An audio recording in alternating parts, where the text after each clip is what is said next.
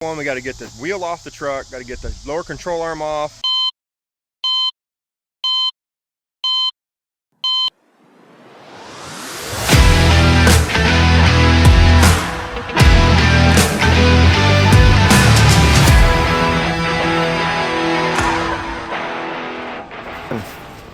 Moved in the shop under its own power. Big step.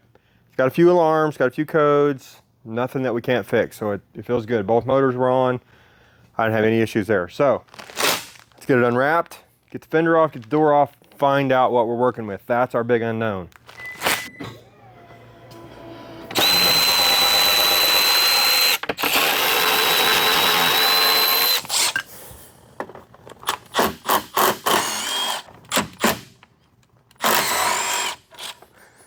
And the whole thing pops out, just like that. Here, it was hung up.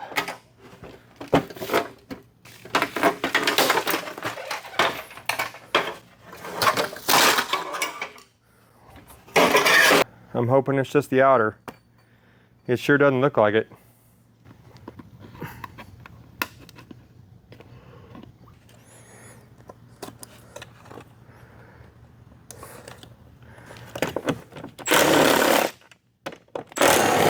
Yeah, but I'm going to go ahead and take these loose. It's not a good idea because that whole door is nothing holding on there but that one little rod. We got to get this loose. It's popping quite a bit.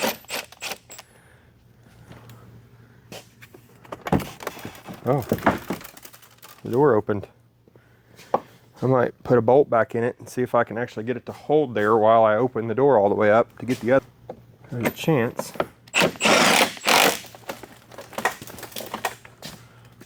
What in the world's holding it? Door panel.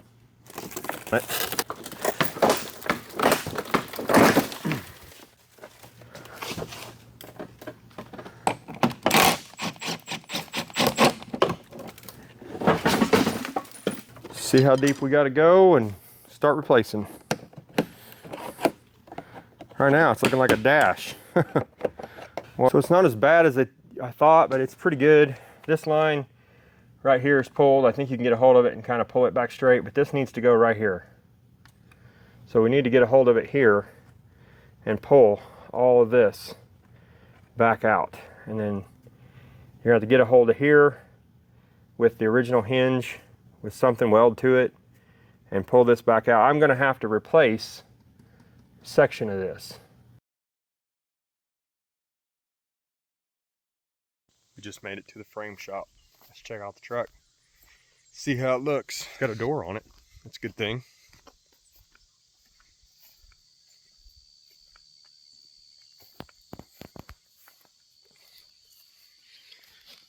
Well, the inner's a whole lot straightened up.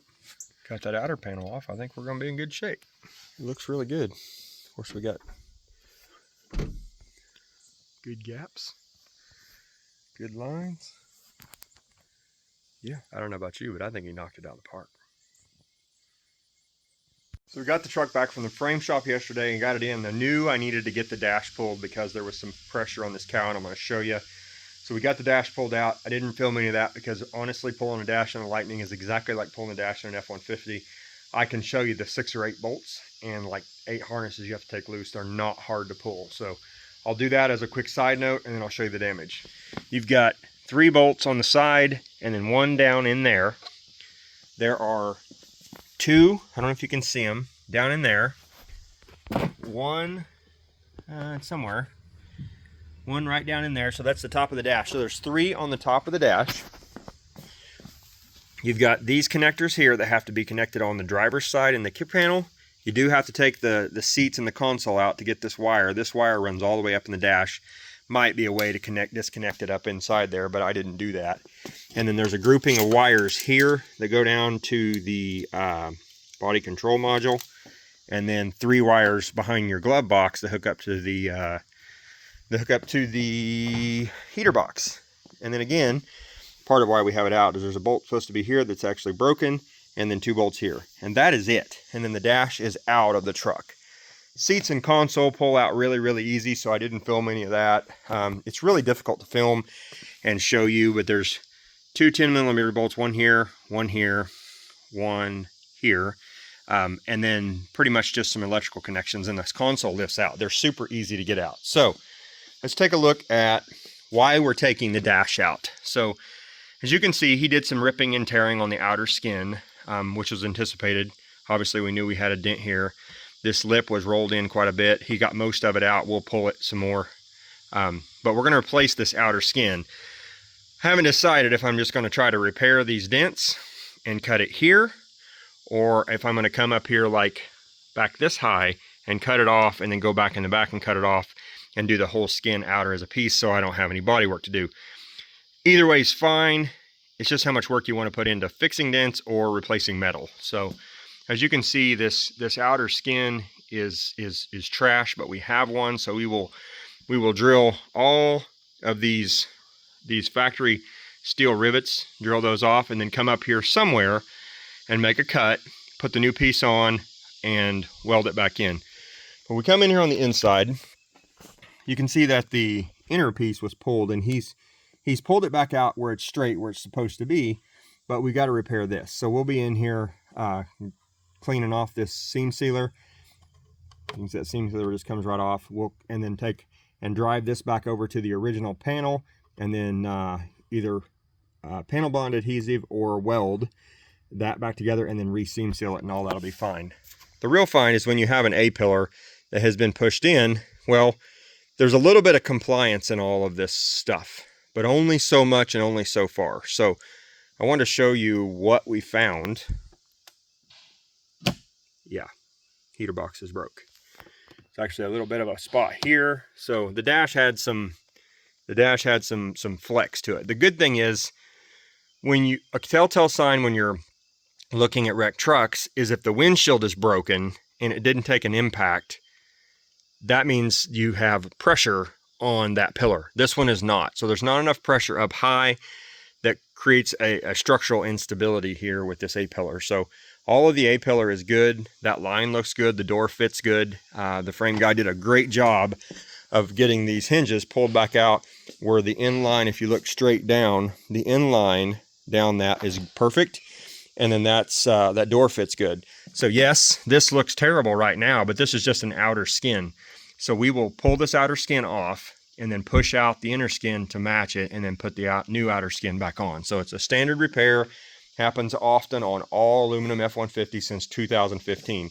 Looks scary, it's really not. What we're doing right now is working on getting the heater box out of the truck so we can find out how much damage we have. I just priced one. My cost is like 360 bucks, so we're probably going to order that.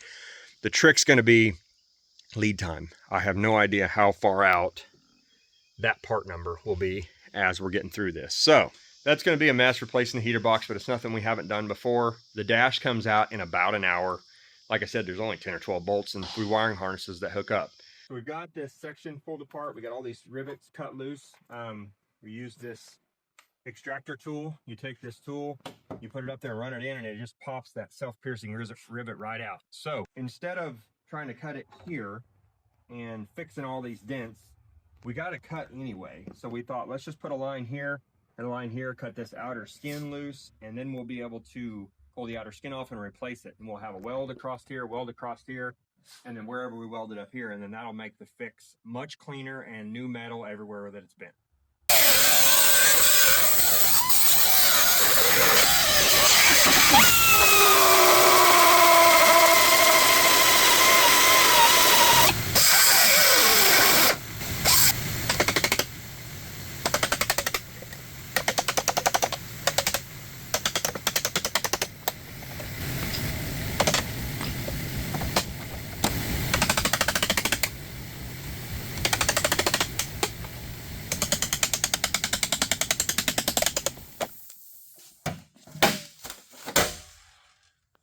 It's been a long day. Lots of cutting, fitting, welding. I didn't get a chance to video all of it because honestly I have 3 weeks to finish this truck. So I trimmed back the rocker to the rear door and right up the post, so we thought we were going to have good metal. The one that came off of it, as we saw earlier, was bent up. But after we got it cut off and we got the cab in here, we found out that yeah, this one's got a dent. So we're going to end up body working anyway. So going through all of that just to get more body work is kind of frustrating, but you know, it's all part of the process. So we will end up welding these joints, put a backer in here, slip it in there, and that way you got something to weld to. Same thing here. We had to replace this entire section. So we'll weld this gap up inside and out. You can reach up in there to do that. And this entire piece had to be replaced, as well as this chunk of the reinforcement here. So we graph in and welded in a new front. That's the piece that you see coming off of the front of the cab there. So everything that we pulled off of this cab, we ended up putting back over on this cab. So the line now coming up is perfectly straight. We're going to fit that outer skin, make sure everything's final where we want it, and then we'll come back and we'll weld up all these joints and put the outer skin on. The outer skin will get riveted and glued other than the joints where we cut. So everything else will be riveted and glued. That's going to be a wrap for today. We will pick this up in 2 seconds for you. Quarter panel's all ground, weld, clamped. Got the self-piercing rivets installed. You can kind of see how those look. The glue is there. We've got a little bit of touch up on welding to do, but not much. Everything looks good. Next step will be to skim coat and then get that straight, and then primer, and it'll be ready for paint.